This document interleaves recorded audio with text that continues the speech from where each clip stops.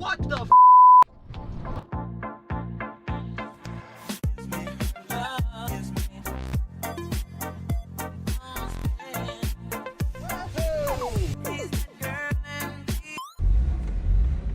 Okay, this is a little bit different of a start than usual. They drove this out to me and said that it's, oh yeah, said that I need a head start. It's not running too good. Check engine light on, which I knew. Driver's window won't go down, of course. This is my first repossession purchase from Copart. He said I need a head start, but I kind of need to know if I'm straight on the trailer. So it's surging real bad, the idle on this thing. Let's see. Yeah, it's about straight. I know the filming work isn't the best here, but I got caught totally off guard with them driving it out and it not running well. So let's see how this goes. Usually don't like to rush this because I literally cannot see. Let me see. I don't want this thing to lock on me. They detailed it up nice. Yeah, I gotta go a little bit more to the right. It's actually really, really clean inside and out.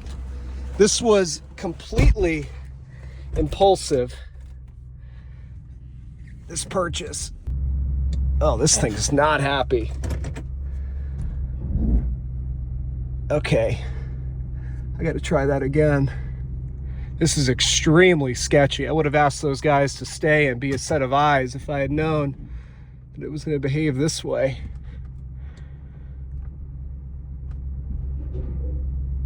Yeah, it doesn't want to go. I don't know why my truck's not liking this. I don't know why they would have not brought this out in the forklift. That would have been nice. Maybe they don't do that with the repo stuff. I can't really gun it onto here. Yeah, it doesn't want to go. You try gassing it and it starts trying to stall. This is wonderful. Come on, girl. I don't even know what the heck it could be. All right, I think we're up. All right, backed up, got a little more momentum and got it on. Just trying to be easy on my Escalade because I haven't used that parking brake in years and today wasn't going to be the day. Wow, I got that almost laser straight. So let me get this strap down, get the ramps up, move somewhere else. You can hear I got all these other engines running around me, but not off to a great start. Well, I will say, being positive, the car is very clean. They definitely detailed this. I don't know if it's a service that Copart offers for these repo cars. I mean, it's even got the We Care mat here. So that's a positive. It's retail ready cosmetically, mechanically. Hopefully it's something stupid. Got a Walmart oil change sticker. It's not the greatest sign.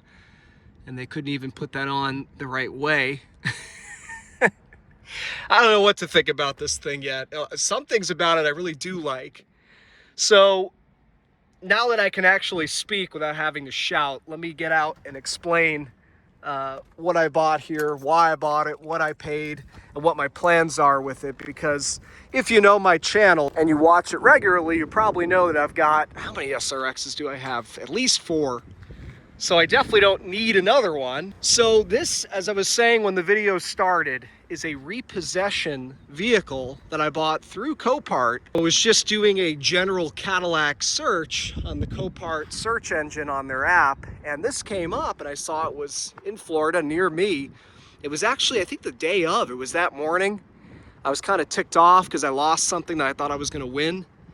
It went for way more money than it should have, and I kind of was doing a vengeance search to see if there was something else I could buy to scratch the itch. And this thing popped up, and I said, oh, that's kind of interesting. It's a repossession being ran through Copart, and it looks pretty clean overall. They took some really good pictures of it. They even have an undercarriage picture that they do. It's much more like your traditional dealer-only auctions when you bid on the cars online. They've got a condition report, they got a bunch more pictures. So this had all that, and that caught my attention. And I said, all right, well, let's just see, what would this realistically go for? Is the finance company gonna want all the money for it, or can I steal it? I got this for a $475 winning bid. And since it's not salvage, the fees are lower, a lot lower. Out the door, it was $780. Really can't get hurt on it. I know there's a lot of risks, obviously, buying a repossessed vehicle, especially something older like this, where it might not have been taken care of so well once it got behind on payments. Now, some of you are probably already scrambling down to the comments section saying, it needs head gaskets, you bought a North Star. Well, if you watch my channel, you know that I'm the North Star guy. I love North Stars. I own a bunch of them. I know my way around them. The North Stars are pretty much fixed by 2004, especially with these not transversely mounted North Stars. But one of the things I saw in this vehicle that made me want to buy it is somebody at some point loved this vehicle. And it wasn't too long ago, because you see here, 91,000 miles, March 2019.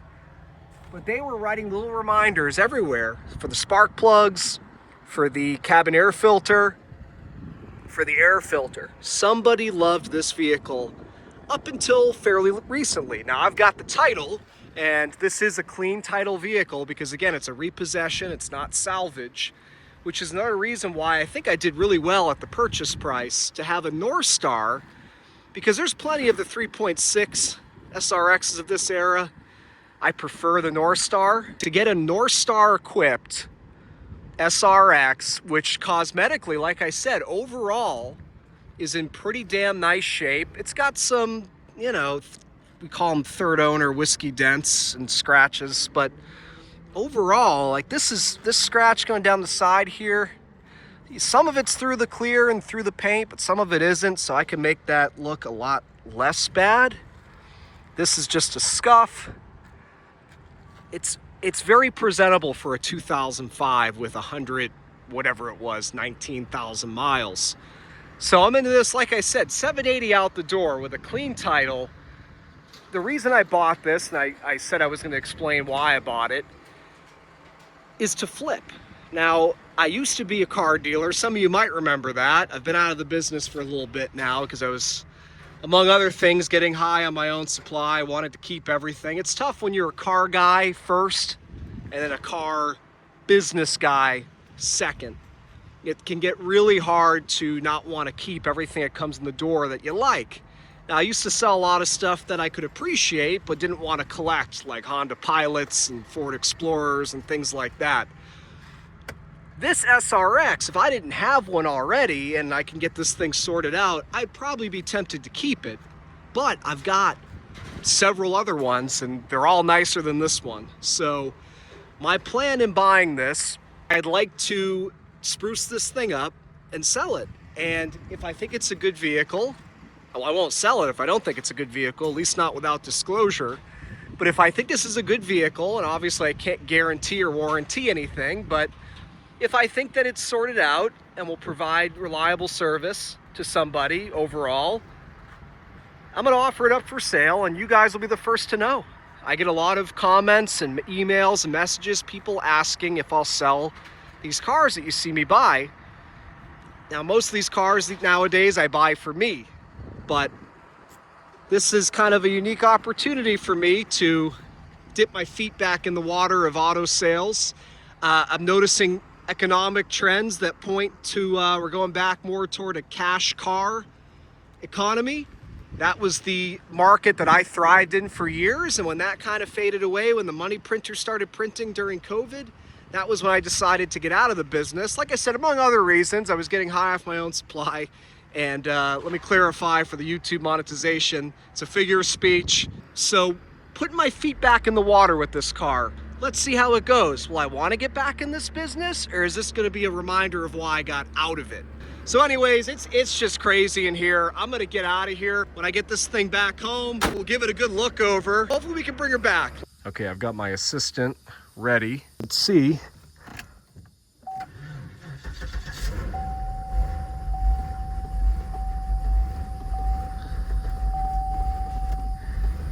Running horrible. So this thing's gotta connect. Okay, we have, well, that's actually not a bad code to see. Kind of corroborates what's going on with the throttle. If this would focus, come on. Throttle position sensor, not getting signal. Definitely would cause this type of behavior. Doesn't explain the, it's stored though. Hold on, let me not get too excited. Got another throttle position sensor code. We got pending. All right, so it's all throttle position sensor codes. I hear a huge vacuum leak, I will say that. Huge vacuum leak somewhere around here. All right, I swear to God, I did not do this. I wish I filmed, although I could have reenacted taking off the beauty cover. Here's your unplugged throttle position sensor. This is drive-by-wire. It's not cable driven. So that would cause some problems, I would say, dangling down there. Actually, this connector, funny enough, is all jacked up. So I think it might have just came unplugged. Because if you look, I mean, this thing, it's missing all the looming on these wires.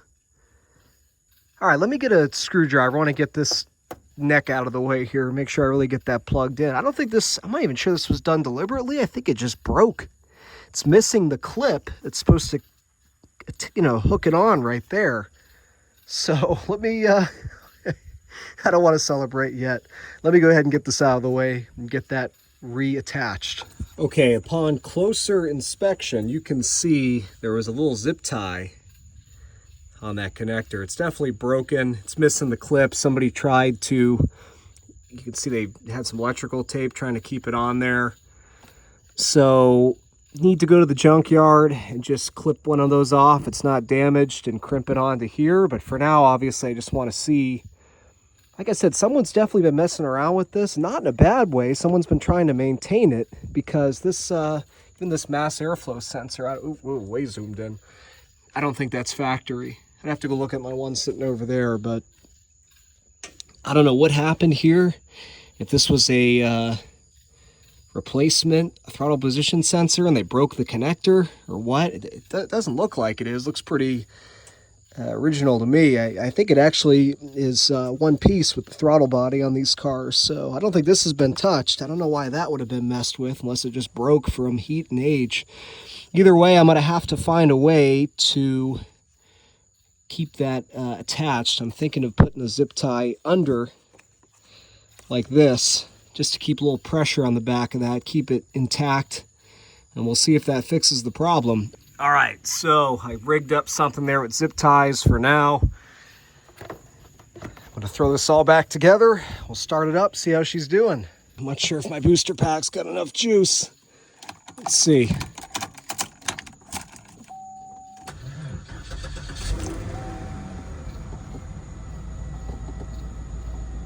Sure seems to be running a lot better.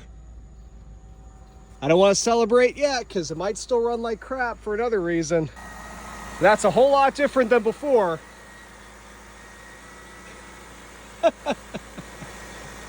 Unbelievable. I don't have a lot of faith in that zip tie repair. It was really tough to get a good grab on that. See if we got rid of that pending code and clear it. This thing's flat out of gas. Probably what the heck that thing's trying to say.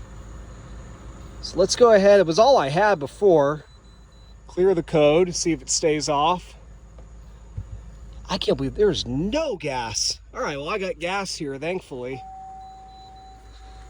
I don't want to run it too low. No codes. Not yet, anyway. That's running perfect. No misfire. Okay, I've got the straps undone, got the ramps down. Let's pull the booster pack. Well, I know it'll run because when they brought it out to me, the booster pack was disconnected. I don't know how dead that battery is. I do still hear a slight vacuum leak. At least I think I hear it. It could just be my ears playing tricks on me, wanting to hear something. The common failure points, this guy's good. That guy going to the back of the intake, I reached back there and checked. That one's good, the PCV. So everything, I mean, it's not to say there couldn't be other vacuum leaks, but those are the ones that usually go. They've been addressed. You can see it's not factory hose there, so somebody's already went ahead and replaced those. There are still a lot of unknowns with this, like how does it shift? Is the transfer case in good shape? I can tell you that this driver's window does not work, which is great when you have to back off of a trailer. I put 2 gallons of gas in and it barely got it off of the empty line. I gotta get this damn thing in English.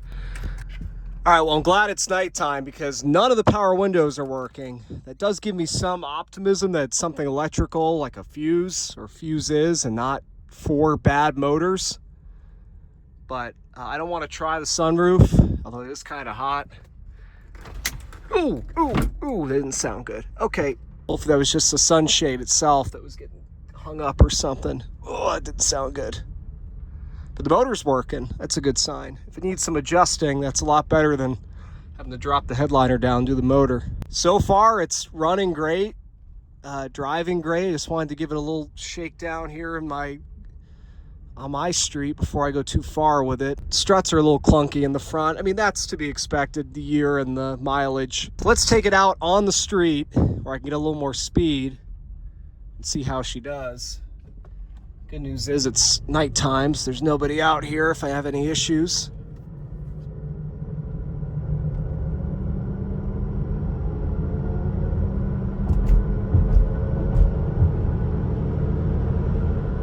So it shifts very well, and that's good because so far, I don't want to put the horns on me because the transmissions are not known to be the strongest in these. She's got her power. Really smooth, definitely does not need a tune-up. Holding temperature for the moment. Again, I don't want to celebrate.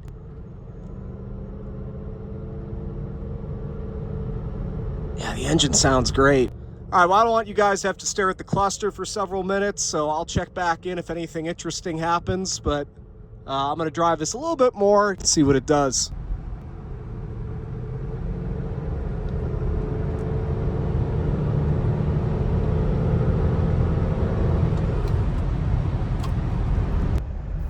All right, made it back home. Really got her up to speed a couple of times. Of course, within the speed limit parameters. Now that I'm here, I'm gonna stress test it a little bit, just let it idle and watch, see what that temperature does.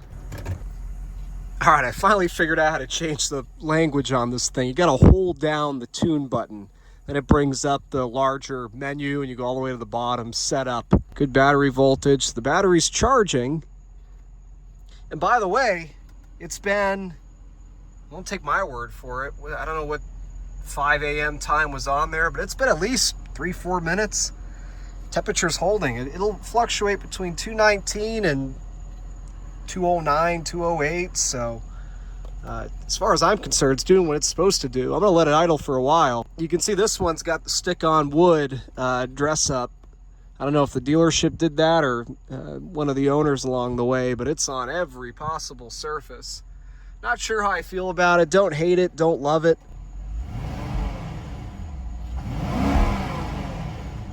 By the way, I got excited. I opened this up. I said, oh, it's got the books. But as soon as I pulled it out, I said, that's not a Cadillac book. It should be leather.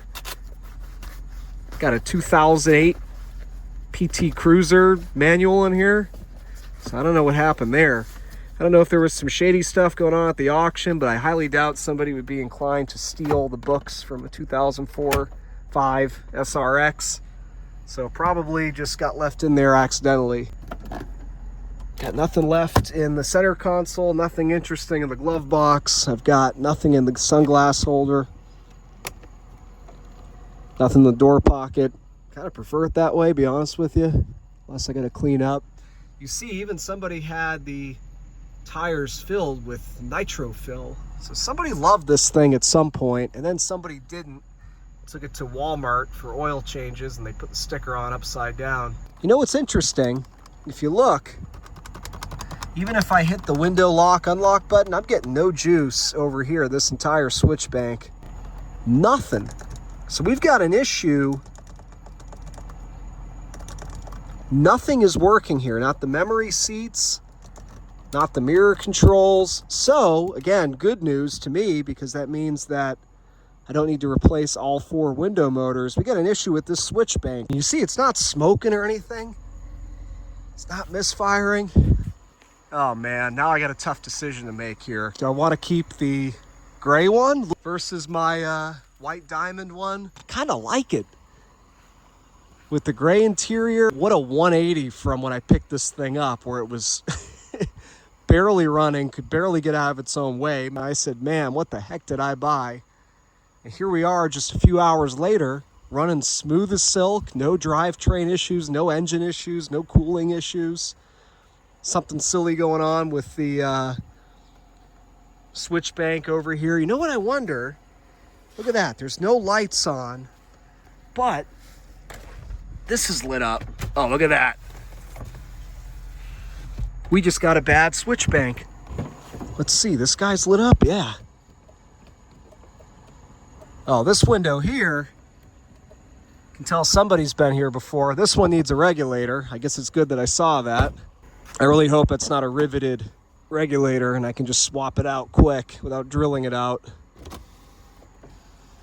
Yeah, we got a bad switch bank. All right, so I got a junkyard trip coming up for sure. Now this thing's proven itself. Need to polish up these headlights, see how they look, if they're too far gone, since they're just the halogens, not the HIDs. It's pretty cheap to get a replacement set. Got to get that connector for the throttle position sensor and splice in a replacement. Oil change, coolant looks good now that it's topped off. That battery, I'm gonna put it on a deep cycle charge, bring that back to life. This is very typical when these are left out in the sun. You see how this black vinyl up here gets all ruined. And honestly, what I usually do at the junkyard is if they have these that aren't faded, I just remove them. The switch bank, as I mentioned, I gotta fix the air conditioning. That's not working. I saw on the driver information center, it said that the Freon's low. So I gotta charge it, throw some dye in there and see where I'm losing it. Hopefully it's not a bad compressor. Hopefully it's just one of these lines. But overall, I think this was a total score for what I paid for it. Who would have thought? Oh, crap. I need a taillight. These go out. If you don't find them at the junkyard, you gotta pay an arm and a leg to get one on eBay. Hopefully there's one at the junkyard that hasn't been picked yet. Looks like I'm missing the tip of this antenna here. There's a bunch of little small things it needs, but nothing major. I'm falling in love with this thing. I didn't think this was gonna happen. Now I have a bigger dilemma than if it needed major engine work or anything else, because now I kind of want to keep it. So in the next video, I'll decide, am I gonna keep this thing? Do I really need to keep a 5th SRX? Or am I gonna sell it to potentially one of you? But before I can do that, I've got to get the parts together that I just listed. I'll take you guys along for that, throwing everything together on it. A little cosmetic fix-up, couple small mechanical things. And no, just because I bought it for around 700 bucks doesn't mean I'm gonna sell it for 1,100 bucks. I'm gonna be looking to get retail, fair market retail value for this vehicle. Otherwise, I'll hang on to it. So with that said, thanks for watching and keep an eye out for part 2.